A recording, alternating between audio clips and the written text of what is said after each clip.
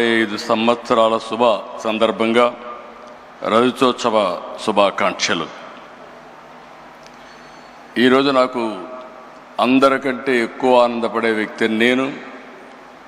ఆలోచన వచ్చినప్పటి నుంచి ఇంతవరకు ఈ యొక్క హాస్పిటల్కి కాస్తో కూస్తో ఎప్పుడు వీలైతే అప్పుడు దీనికి సేవ చేసే అవకాశం నాకు వచ్చింది. దానికి ఎంతో సంతోషంగా ఉన్నానని చెప్పి కూడా నేను మీకు తెలియజేస్తున్నా. ప్రతి ఒక్క సక్సెస్కి ఒక స్టోరీ కూడా ఉంటుంది. మా అత్తమ్మ బసవతారకం గారు మా కుటుంబానికి ఒక పెద్ద దిక్కు. ఎన్టీఆర్ సినిమాల్లో బిజీగా ఉండేవారు.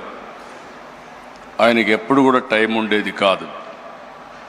అంత పెద్ద కుటుంబాన్ని ఎంతో విలువలతో క్రమశిక్షణతో పెంచారు. కుటుంబంలో అనుబంధాలు ఆప్యాయతలు పంచారు. అందరినీ ఎంతో ప్రేమగా కేరింగ్గా చూసుకునేవారు. నా ఉద్దేశంలో చాలామంది చూశాను, కానీ అవి ఒక మానవతావాది. అలాంటి ఆవిడికి మీరు ఒకసారి చూస్తే క్యాన్సర్ రావడం చాలా బాధ కలిగింది మాకందరికీ. అయితే ఆ రోజు మనం చూసుకుంటే క్యాన్సర్ వచ్చినప్పుడు పెద్ద హాస్పిటల్స్ కూడా లీవ్. ఆవిడ సఫరింగ్ కూడా చూసాం. ఆ రోజు తమిళనాడులో అడయార్, ముంబైలో టాటా ఆసుపత్రి, ఇలాంటివి 1-2 ప్లేసుల్లోనే హాస్పిటల్స్ ఉండేటివి. ఎవరైనా ఇప్పుడే వెంకయ్యనాయుడు గారు ఒక మాట మాట్లాడారు. ఆ రోజు క్యాన్సర్ అనేది డబ్బులుండే వాళ్ళకే వచ్చేదని, దాన్ని రాచపుండు అనేవాళ్ళు. అలాంటిది క్యాన్సర్ రాను రాను పెరిగే పరిస్థితికి వచ్చింది. అక్కడి నుంచి చాలా సఫర్ అయ్యారు. ఆవిడ సఫరింగ్ మేమంతా చూసాం. కడాన అమెరికాకు కూడా తీసుకెళ్ళి ట్రీట్మెంట్ ఇప్పించిన. ఎగ్జాక్ట్గా మేము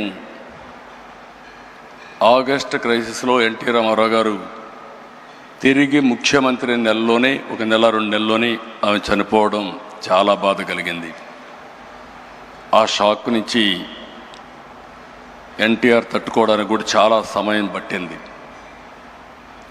అయితే ఆ రోజు ఆయనకి ఒక కోరిక, ఒక ఆలోచన, మళ్ళీ పేదవాళ్ళకి ఇబ్బంది లేకుండా శాశ్వతంగా ఒక మంచి హాస్పిటల్ కడితే బాగుంటుందనే ఆలోచన ఆయన చేయడం, అదే విజన్. ఆ రోజు ఆయన ఆలోచనే ఆ రోజు ఇంత మునిపే రామ్మోహన్ రావు గారు చెప్పారు. ఆ రోజు ఆయన ఆలోచించి సెంటర్లో ఒక 8 ఎకరాలు 6 ఎకరాల భూమిని ఇచ్చారు. అది రిజిస్ట్రేషన్ చేశాం. ఎగ్జాక్ట్గా 4 నెలల్లో 89లో గవర్నమెంట్ పోయింది. అక్కడి నుంచి ఇది చాలా సమయం పట్టింది మాకు. ఆ సమయం మీరు చూస్తే మళ్ళీ 96, 97 వరకు దానిపైన ఎక్కువ శ్రద్ధ పెట్టలేకపోయాం. మళ్ళీ నాకు ఒక ఆలోచన, ఈ హాస్పిటల్ని, ఎన్టీ రామారావు గారి విజన్ని, మా అత్తమ్మ గారిని శాశ్వతంగా గుర్తుపెట్టుకునే విధంగా చేయాలనే సంకల్పంతో ఆనాడు ఇప్పటికి కూడా జ్ఞాపకం, కోడెళ్ల శివప్రసాదరావు గారు ఫస్ట్ మేనేజింగ్ ట్రస్టీగా ఉండి అన్ని బాధ్యతలు తీసుకొని ముందుకు పోయారు. అమెరికాలో తులసి గారు అక్కడుండి ఫండ్స్ అన్ని మొబిలైజ్ చేసి వారు కూడా పూర్తిగా సహకరించారు. వీరందరి సహకారంతో, ఇప్పుడే డాక్టర్స్ అందరితో మాట్లాడుతున్నా, వీళ్ళందరి సహకారంతో నోరి దత్తాత్రేయ లాంటి డాక్టర్స్ అందరూ కూడా సహకరించారు. చాలామంది ఎన్ఆర్ఐలు, రాజ్యసభ సభ్యులు, వ్యాపారవేత్తల సహకారంతో ఆసుపత్రి నిర్మాణం చేపట్టాం.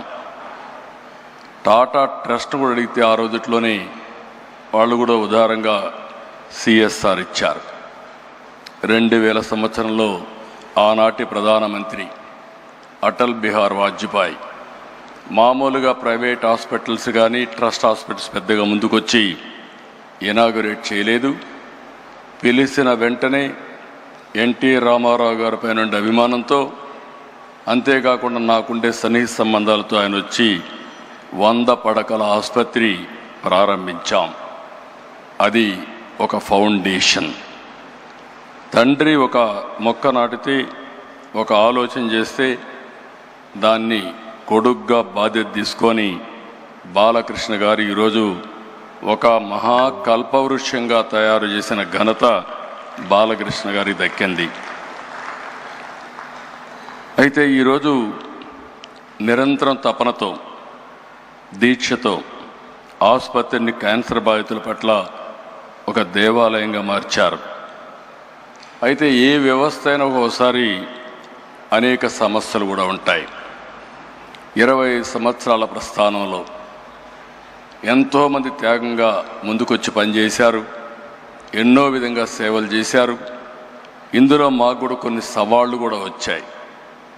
ఆ సవాళ్ళను మీరు చూస్తే ఆ రోజు మేనేజ్మెంట్లో కొన్ని సమస్యలు వచ్చాయి. ఆ సమస్యలు వచ్చినప్పుడు ఈ యొక్క వ్యవస్థ మనుగడ ఉంటుందా అనే అనుమానం కూడా వస్తే, అలాంటి సమయంలో మేమందరం అనుకుని ఎవరైతే దీన్ని నడిపించగలుగుతారనుకుంటే గుర్తొచ్చిన వ్యక్తి బాలకృష్ణ గారు. బాలకృష్ణ గారికి 15 సంవత్సరాల మునుపు ఈ బాధ్యత తీసుకుంటే ఈరోజు బ్రహ్మాండంగా పనిచేయడమే కాకుండా రాబోయే రోజుల్లో తిరుగులేని వ్యవస్థగా, అన్స్టాపబుల్గా దీన్ని ముందుకు తీసుకెళ్తున్నారు. ఆయన ఎప్పుడు కూడా బిజీగా ఉంటాడు. సినిమాల్లో ఇప్పుడు కూడా ఈ వయసులో ఎవరు సినిమాల్లో కూడా మామూలుగా రిటైర్ అయిపోయి ఉంటారు, లేదంటే క్యారెక్టర్ ఆర్టిస్ట్గా తయారవుతారు. ఇప్పుడు కూడా ఎవర్ గ్రీన్ హీరోగా డిమాండ్ ఉంది. పిక్చర్లు కూడా బ్రహ్మాండంగా ఆడుతున్నాయి. ఇంకొక పక్క హిందూపూర్ ఎమ్మెల్యేగా కూడా బ్రహ్మాండంగా పనిచేస్తూ మొట్టమొదటి నుంచి ఇప్పటి వరకు గెలిచే నియోజకవర్గం తెలుగుదేశం పార్టీ హిందూపూర్ నియోజకవర్గం. మెజారిటీ కూడా తగ్గడం లేదు. అక్కడ కూడా బ్రహ్మాండంగా చేస్తున్నారు. మామూలుగా బిజీగా ఉండే వ్యక్తులను ఎప్పుడు కూడా ఇలాంటి చేయలేము, పట్టించుకోం. ఒక ప్యాషన్ ఉంది, ఒక ఎంపతి ఉంది, ఒక కంపాషన్తో పనిచేస్తూ ఉంటాడు. ఎంత బిజీగా ఉన్న క్యాన్సర్ ఆసుపత్రికి వెళ్ళడం, ఆయన క్యాన్సర్ పేషెంట్తో వ్యవహరించే తీరు చాలా, అంటే ఆయన మనసులో ఒక ఆవేదన, చేయాలనే తపన, అందువల్లనే ఈ సంస్థ ఈ స్థాయికి వచ్చింది. నేను చాలాసార్లు చాలామందిని చూశాను. ఒక ప్రైవేట్ ఆర్గనైజేషన్ పెడితే కూడా కష్టపడిన ఈ సమయంలో బాలకృష్ణ గారు ఒక నాన్ ప్రాఫిట్ ఆర్గనైజేషన్ పెట్టి ప్రపంచమంతా తిరిగి డొనేషన్స్ కలెక్ట్ చేయడమే కాకుండా సిఎస్ఆర్ కోసం పదే 10 మందికి చెప్పి ఒక సేవాభావంతో ముందుకు పోయారు. దానివల్లనే ఈరోజు ఈ వ్యవస్థ ముందుకొచ్చే పరిస్థితికి వచ్చింది. 25 సంవత్సరాలు ఈరోజు వ్యవస్థ వల్ల వేలాది కుటుంబాలకు ధైర్యాన్ని ఇచ్చింది, వెలుగునిచ్చింది. ఒక చిన్న ముక్కగా పెట్టిన ఇది 650 పడకల ఆసుపత్రి, 250 మంది పైన నిపుణులైన వైద్యులతో బ్రహ్మాండమైన సేవలు అందిస్తున్నారు. ప్రతి సంవత్సరం 3 లక్షలకు పైగా అవుట్ పేషెంట్లు, 90,000కు పైగా ఇన్ పేషెంట్కు సేవలు అందిస్తూ ఉంది. సంవత్సరానికి 8,000 ఆపరేషన్లు చేస్తున్నారు. 22 మందికి ప్రతిరోజు ఆపరేషన్ చేసే పరిస్థితికి వచ్చారు. ఇది మనం చూస్తే ఈ ఆసుపత్రికి వచ్చే ప్రతి రోగి కేవలం ఒక పేషెంట్గా కాదు, అతను ఒక కుటుంబానికి ఆశ. ఆ ఆశను నిలబెట్టే సంస్థ బసవతారకం ఆసుపత్రి. పేద వర్గాలకు నిజమైన గుండె ధైర్యంగా నిలబడిన ఏకైక వ్యవస్థ బసవతారకం వ్యవస్థ. మన రాష్ట్రంలోనే కాదు, తెలంగాణ, అటు 2 రాష్ట్రాలు తెలంగాణ, ఆంధ్రప్రదేశ్, కర్ణాటక, మహారాష్ట్ర, ఒరిస్సా, ఇతర రాష్ట్రాల నుంచి కూడా ఇక్కడికి వస్తున్నారు. ఇంకొక పక్కన మీరు ఒకసారి చూస్తే ప్రివెంటివ్ క్యాన్సర్ కింద 1600 పైన శిబిరాలు పెట్టారు. 3 లక్షల కంటే ఎక్కువ మందిని ప్రీ స్క్రీనింగ్ చేసి మొత్తం స్క్రీనింగ్ అంతా చేసి ముందుకు తీసుకుపోయే పరిస్థితికి వచ్చారు.